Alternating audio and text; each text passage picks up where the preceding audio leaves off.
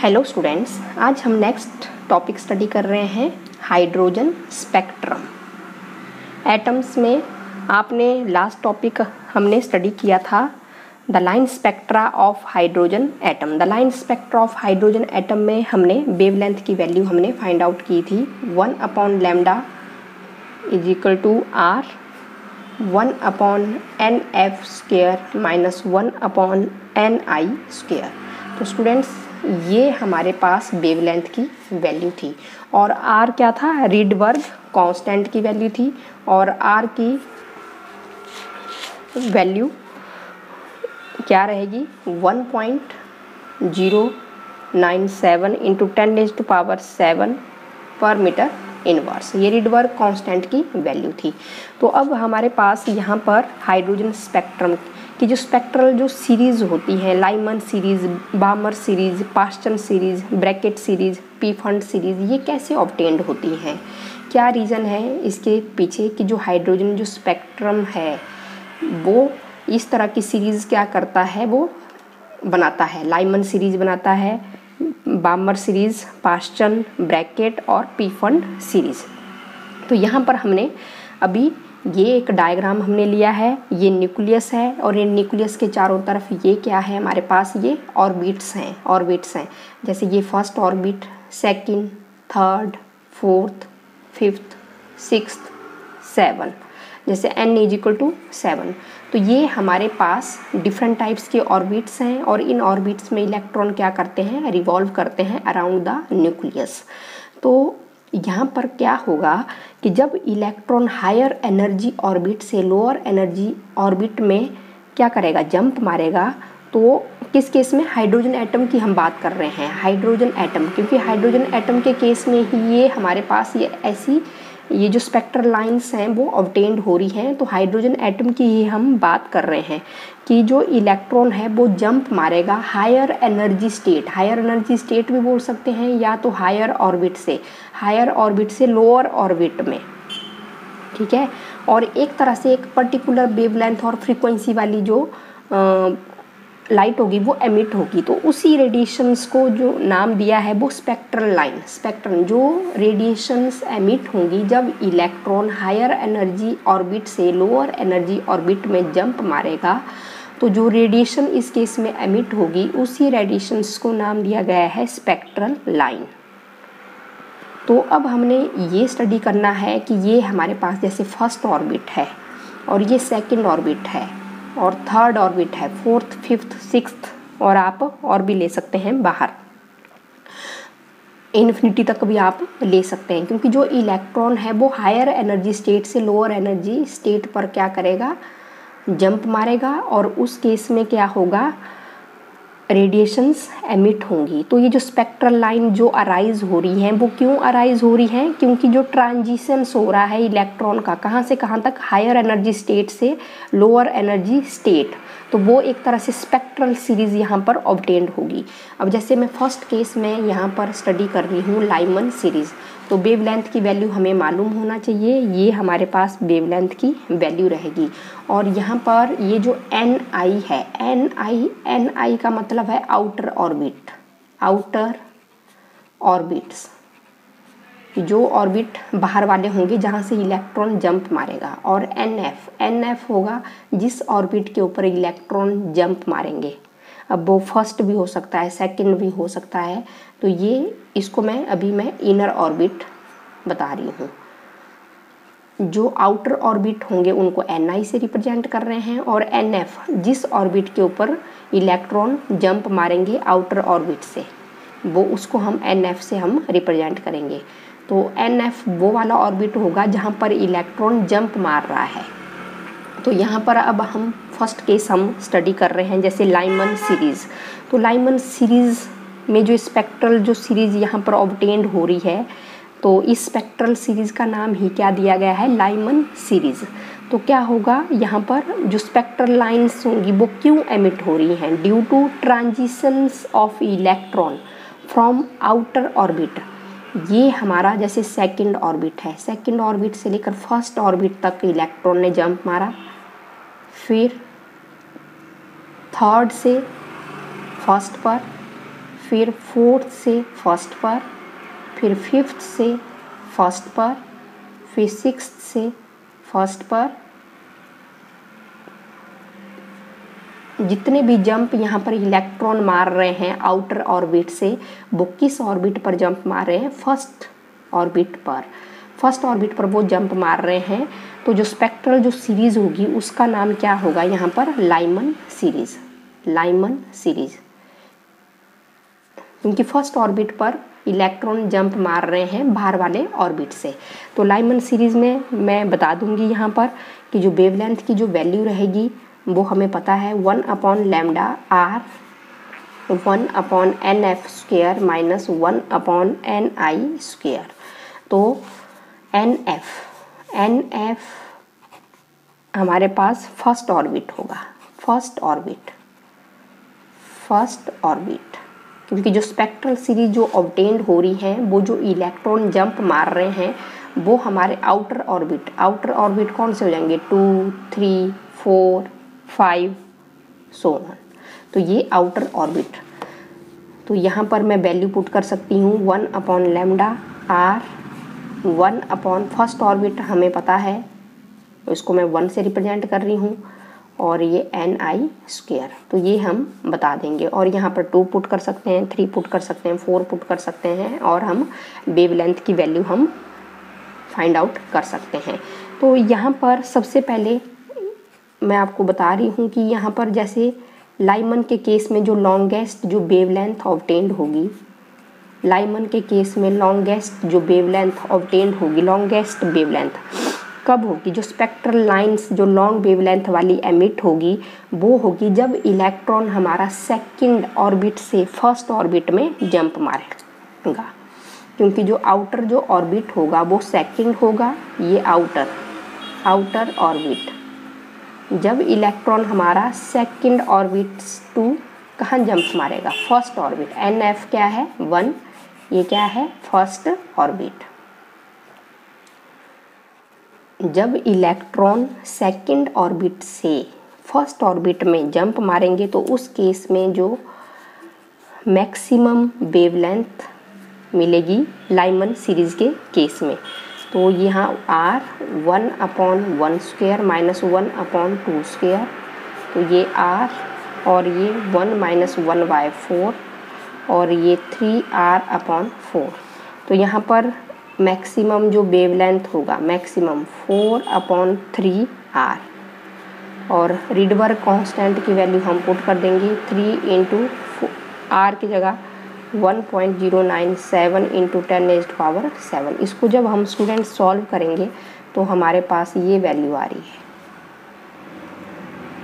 मतलब ये मैक्सिमम जो वेवलेंथ ऑब्टेन्ड होगी, लॉन्गेस्ट जो वेवलेंथ ऑब्टेन्ड होगी वो तब होगी जब इलेक्ट्रॉन सेकंड ऑर्बिट से फर्स्ट ऑर्बिट में जंप मारेंगे। तो सबसे लॉन्गेस्ट वेवलेंथ यहाँ पर एमिट होगी।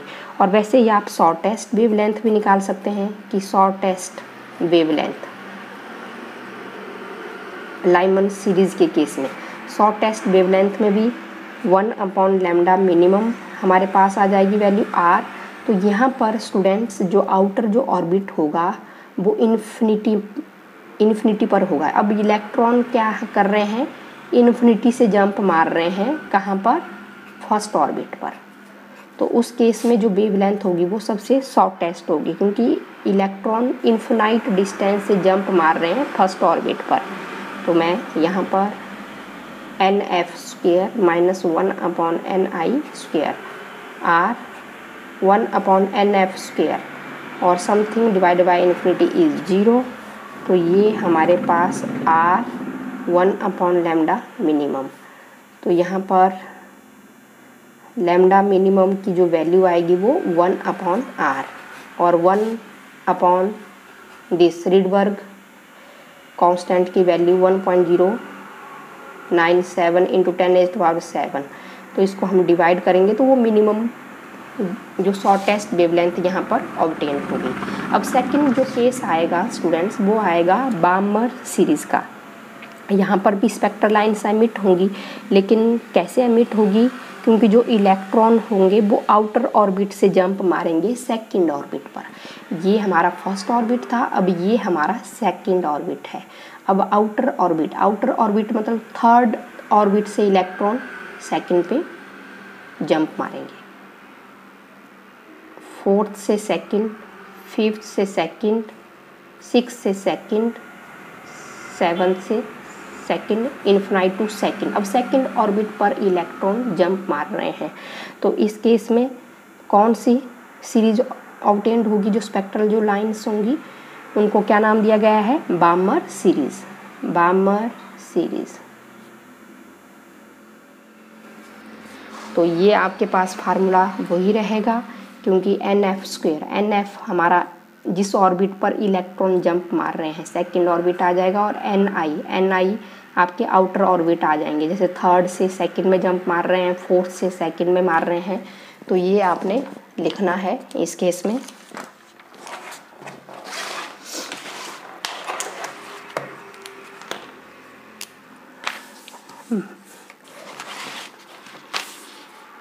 बामर सीरीज।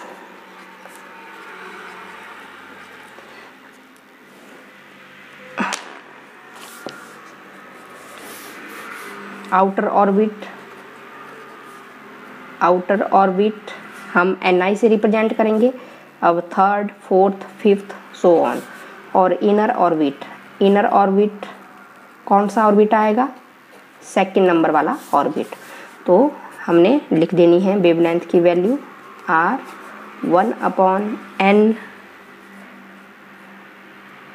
1/NF² minus 1/NI²।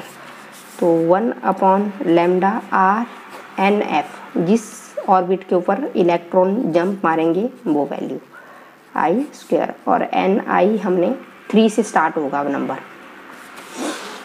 तो वैसे ही यहाँ पर भी लॉन्गेस्ट वेवलेंथ,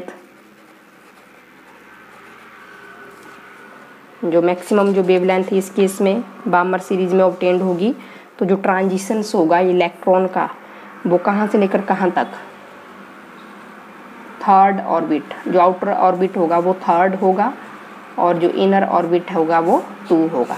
जब थर्ड से लेकर 2 तक इलेक्ट्रॉन जंप मारेंगे तो उस केस में मैक्सिमम वेवलेंथ यहाँ पर ऑब्टेन्ड होगी। Maximum R 1/2² minus 1/3², R 1/4 minus 1/9, और ये 5R/36, और लैम्डा मैक्सिमम हम निकाल देंगे 36/5R। 36 5 इंटू 1.097 इंटू 10⁻⁷, और इसको डिवाइड करने के बाद जो वैल्यू आ रही है वो 6559, ये वैल्यू आएगी लॉन्गेस्ट वेवलेंथ। वैसे ही शॉर्टेस्ट वेवलेंथ कब ऑब्टेन्ड होगी? जब इलेक्ट्रॉन इन्फिनिटी से जंप मारेंगे, कहाँ पर? सेकंड ऑर्बिट पर। तो 1/λ मिनिमम R 1/2² माइनस इन्फिनाइट, तो ये R/4, और लैम्डा मिनिमम की जगह 4/R, और रिडबर्ग कांस्टेंट की वैल्यू आ जाएगी, और 3644 ये वैल्यू आ रही है शॉर्टेस्ट वेवलेंथ की। तो वैसे ही थर्ड केस होगा स्टूडेंट्स पास्चन सीरीज।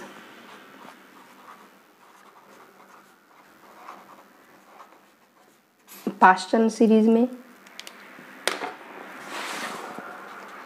ये बामर सीरीज था, अब पास्चन सीरीज में आउटर ऑर्बिट क्या आएगा? आउटर ऑर्बिट कहाँ से? यहाँ पर आउटर ऑर्बिट 4 5 6 सो ऑन, क्योंकि अब इनर ऑर्बिट कौन सा होगा? इनर ऑर्बिट थर्ड होगा, इनर ऑर्बिट। तो ये अब आपको समझ में आ गया है आउटर ऑर्बिट। अब यहाँ पर देखेंगे आप फर्स्ट, सेकंड, थर्ड। अब थर्ड ऑर्बिट के ऊपर इलेक्ट्रॉन जंप मार रहे हैं, तो फोर्थ से लेकर थर्ड तक जंप मारेंगे, फिफ्थ से, सिक्स से, 7 से, और इन्फिनिटी से। तो ये कौन सी सीरीज ऑब्टेन्ड होगी यहाँ पर students? Paschen series, PASCHEN Paschen series आप लिख देंगे। वैसे ही नेक्स्ट केस में हम स्टडी करेंगे फिर। तो अब आप लिख सकते हैं कि जो वैल्यू आएगी वो हमारे पास क्या आएगी, 1/λ r 1/nf² minus 1/ni², 1/λ r। अब nf² कौन सा ऑर्बिट है, थर्ड ऑर्बिट है, 1/3² माइनस 1/ni², ni²। अब ni हमारे पास 4 आ जाएगा, 5 आ जाएगा, 6 सो ऑन। तो वैसे ही इसमें भी हमने मैक्सिमम वेवलेंथ निकालना है, लॉन्गेस्ट जो वेवलेंथ ऑब्टेन्ड होगी, लॉन्गेस्ट वेवलेंथ।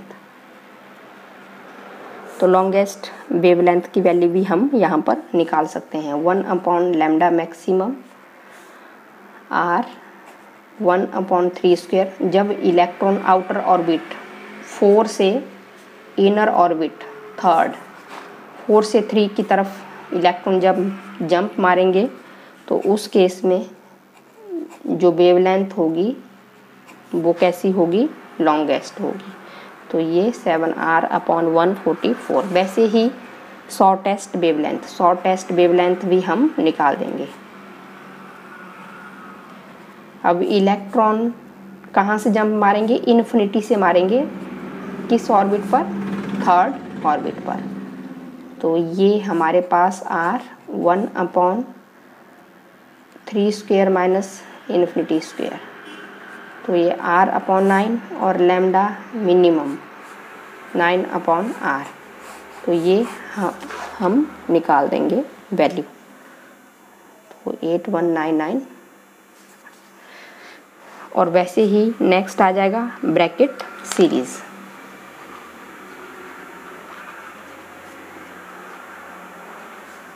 तो ब्रैकेट सीरीज में नेक्स्ट आपके पास आउटर जो ऑर्बिट होगा,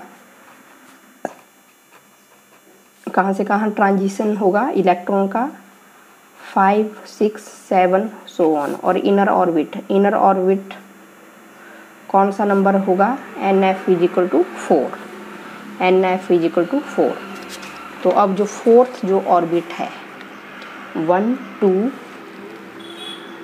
2 3 4, अब इस इलेक्ट्रॉन फिफ्थ ऑर्बिट से फोर्थ ऑर्बिट की तरफ जंप मार रहे हैं, और 6 से फोर्थ। तो ये हमारे पास कौन सी सीरीज यहाँ पर ऑब्टेन्ड होगी, इसको हम क्या नाम देंगे, ब्रैकेट सीरीज।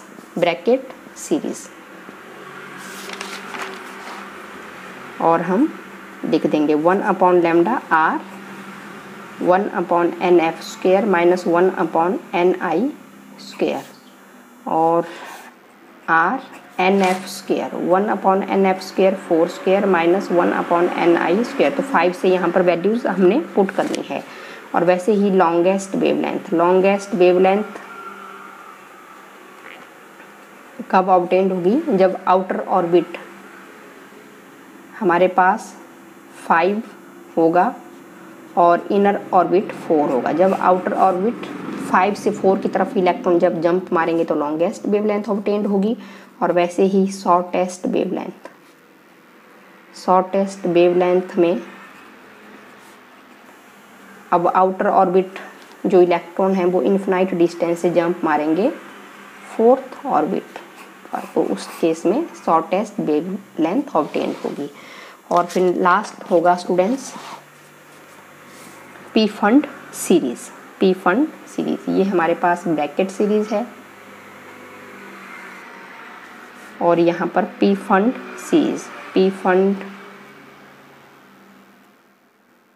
6 to 5th। अब यहाँ पर ये पी फंड सीरीज,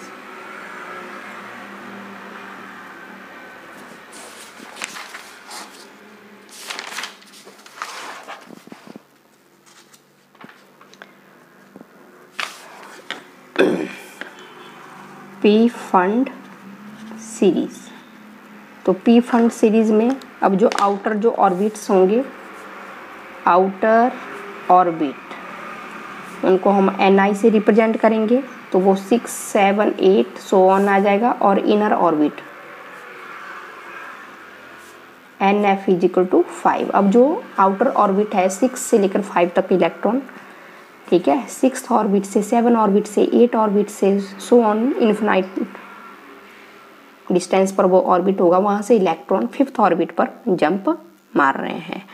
तो हमारे पास 1/λ r 1/nf² - 1/ni², ni 6, 7, 8 so on, और 1/λ r 5² - 1/ni²। तो ये इसी रीजन को हम फार इंफ्रारेड रीजन भी हम कहते हैं, इंफ्रारेड रीजन। वैसे ही लॉन्गेस्ट वेवलेंथ में जो आउटर ऑर्बिट 6 में जो इलेक्ट्रॉन होंगे वो कहाँ जंप मारेंगे, इनर ऑर्बिट 5 पर। तो कौन सी लॉन्गेस्ट वेवलेंथ यहाँ पर ऑब्टेन्ड होगी। और शॉर्टेस्ट के लिए इन्फिनाइट टू 5th ऑर्बिट, जब इलेक्ट्रॉन जंप मारेंगे तो शॉर्टेस्ट वेवलेंथ ऑब्टेन्ड होगी। तो ये हमारे पास पी फंड सीरीज यहाँ पर ऑब्टेन्ड होगी। तो उसी तरह ही हम स्टूडेंट्स यहाँ पर स्पेक्ट्रल सीरीज भी हम बता सकते हैं, हाइड्रोजन स्पेक्ट्रम कैसे ऑब्टेन्ड होगा एनर्जी लेवल डायग्राम की हेल्प से। तो एनर्जी लेवल डायग्राम की हेल्प से भी हम इसको बता सकते हैं। यहाँ पर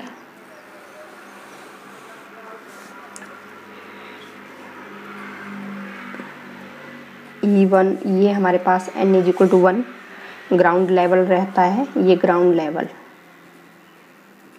और E1 की जो वैल्यू होती है -13.6 इलेक्ट्रॉन वोल्ट। और उसके बाद यहाँ पर ये E2, फिर E3, E4, E5, और जो स्पेक्ट्रल लाइंस होती हैं वो क्लोज आती जाएंगी। और ये इन्फिनाइट डिस्टेंस भी हम ले रहे हैं, इन्फिनाइट डिस्टेंस। तो जब फर्स्ट ऑर्बिट में इलेक्ट्रॉन जब जंप मारेंगे तो कौन सी सीरीज ऑब्टेन्ड होती है स्टूडेंट्स, लाइमन सीरीज। तो ये हम बता सकते हैं यहाँ पर इस तरह बता के, ये लाइमन सीरीज। और वैसे ही ये अल्ट्रावायलेट रीजन यहाँ पर लाई करेगा, यूवी रीजन। फिर बामर सीरीज में 3rd ऑर्बिट से 2nd ऑर्बिट में इलेक्ट्रॉन जब जंप मारेंगे तो ये बामर सीरीज। वैसे ही आपने पास्चन सीरीज का केस करना है।